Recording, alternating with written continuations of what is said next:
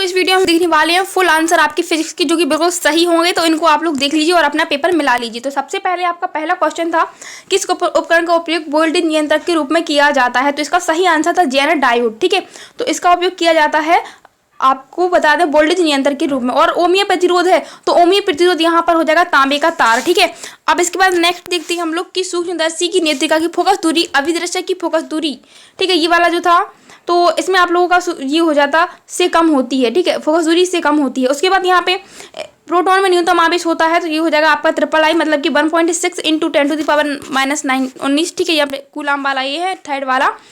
और फिर इसके बाद किसी कुंडली का स्वप्रेरकत्व निर्भर नहीं करता है, तो यहाँ पे बता दें आप लोगों के लिए इसका सही आंसर था उसकी लंबाई पर स्वप्रेरकत्व निर्भर नहीं करता है, क्योंकि इस पे इन तीनों पर करता है, तो मतलब कि आपका सही आंसर क्या हो जाएगा कुंडली की लंबाई पर।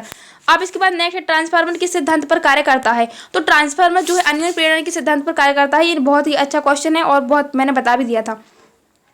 और विद्युत चुम्बकीय तरंगें उत्पन्न होती हैं एक समान वेग एवं गतिमान आवेश से उत्पन्न होती हैं विद्युत चुम्बकीय तरंगें, तो ये आपके हुए जी तक के। ठीक है, जितने भी थे मैंने बताया इसको। ठीक है, तो ये आप लोगों ने देखे। अब इसके बाद हम लोग नेक्स्ट आगे देखते हैं। तो ये आपका जो पेपर था बहुत ही टफ आया था इस बार, तो आप लोगों ने जैसे भी किया हो, लेकिन मैं अभी आंसर बता दूंगा तो आप लोग मिला लीजिएगा। ठीक है, अब यहाँ पे दिए गए हैं आप लोगों के लिए, देखिए जेनर डायोड, इसमें रिक्त स्थान दिए गए हैं।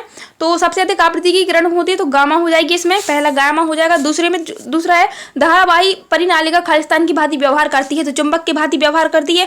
मीटर सेतु खालिस्तान पर आधारित उपकरण तो व्हीट स्टोन सेतु। उसके बाद जल के अंदर जो वायु का बुलबुला है वो अवतल लेंस की भांति व्यवहार करता है। किसके लेंस की भांति? अवतल लेंस की भांति। नैंड गेट का बुलियन व्यंजक हो जाएगा यहाँ पे A.B पे बार हो जाएगा। ठीक है, उसके बाद यहाँ पे आकाश नीला दिखाई देता है प्रकीर्णन के कारण। और विद्युत परिपथ में वोल्टमीटर सदैव खालिस्तान में जोड़ते हैं तो यहाँ पे समांतर क्रम में जोड़ते हैं, तो इसके आप पर बने होंगे। अब इसके बाद हम आगे देखते हैं क्वेश्चन नंबर 3। क्वेश्चन नंबर 3 में आपको सही जोड़ी दी गई थी, सही जोड़ी मिला लीजिए। सबसे पहले की आपकी हो जाएगी डी से, मतलब कि ABCD, हाँ डी से हो जाएगी। उसके बाद बूस्टर का नियम संबंधित है तो प्रकाश के ध्रुवण से। उसके बाद अवरक्त तरंग है तो हर्शेल, ठीक है, इसमें हर्शेल आ जाता। इलेक्ट्रॉन वोल्ट ऊर्जा का मात्रक। डायनेमो, तो यहाँ पे डायनेमो में विद्युत चुम्बकीय प्रेरण। अमीटर धारा मापने वाला यंत्र। और विद्युत सामर्थ्य, तो विद्युत सामर्थ्य जो था इसका आप लोगों का सही हो जाता VI। ठीक है, ये आपके हुआ कंप्लीट। अब इसके बाद आगे देखते हैं, तो एक स्क्रीनशॉट कर लो आप लोग ताकि आप लोगों को मिला पाएँ। ठीक है, अगर मैंने बताया तो फिर वैसे आप लोग देख लीजिएगा। ठीक है, तो इसमें आपका फर्स्ट हो जाता, ये फर्स्ट की हो जाती। उसके बाद यहाँ पे हर सेल हो जाती है आपकी थर्ड की। बूस्टर का नियम यहाँ पे ये प्रकाश वाला ध्रुवण है, ये सेकेंड हो जाता। ठीक है, फिर इसके बाद आपका इलेक्ट्रॉन वोल्ट क्या है? ऊर्जा का मात्रक, तो ये मैंने टिक तो कर ही दिया, आप यहाँ पे कर सकते हो ऐसे। ठीक है, अब हम आगे देखते हैं।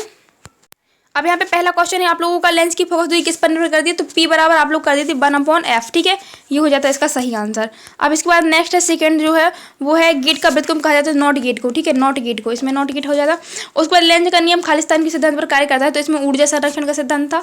ठीक है, ऊर्जा। उसके बाद है देहली आवृत्ति, तो इलेक्ट्रॉन उत्सर्जन करने की न्यूनतम आवृत्ति को देहली आवृत्ति कहती है, तो ये आपका हो जाता। उसके बाद यहाँ पे खगोलीय दूरदर्शन की आवर्धन क्षमता कैसे बढ़ाई जा सकती है, तो जो इसकी F0 होती है उसको कम करके हम क्या कर सकते हैं, इसकी आवर्धन क्षमता बढ़ा सकते हैं, इसको कम करके।